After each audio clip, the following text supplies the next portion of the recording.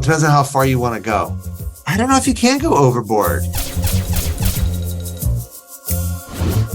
We got a lot of great reaction. Watching them kind of first interact with the spaces for the first time was really fun.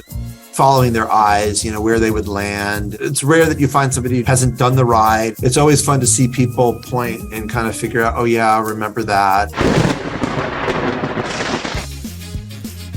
Skeletons. Bats. I like them both. Spiders.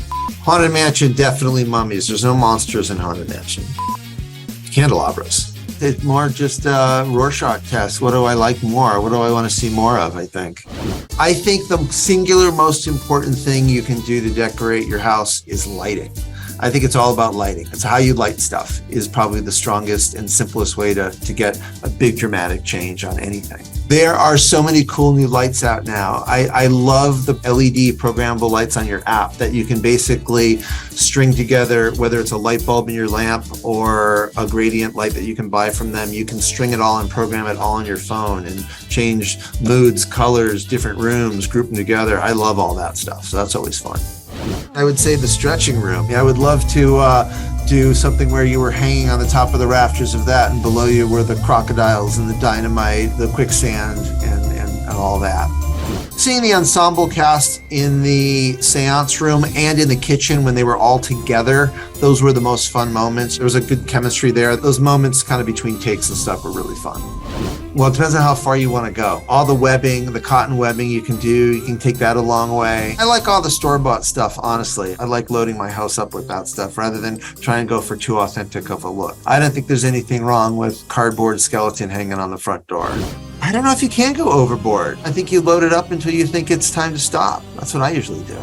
I love it when people are bringing it. There's always the one or two streets that are always competing with each other in the neighborhood. There's one home that we go by every year. They've got every giant inflatable tarantula crawling on top of the house, and I love it.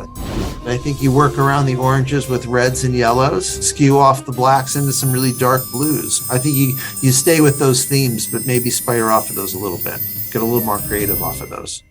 We had full access. We went after hours, and they gave us an amazing tour. We basically did the ride once, and then we walked it, and they turned all the lights on. We literally, had ladders and tape measures and our cameras, and we're basically documenting everything. We also were given a kind of Haunted Mansion style guide Bible from Imagineering, which was great.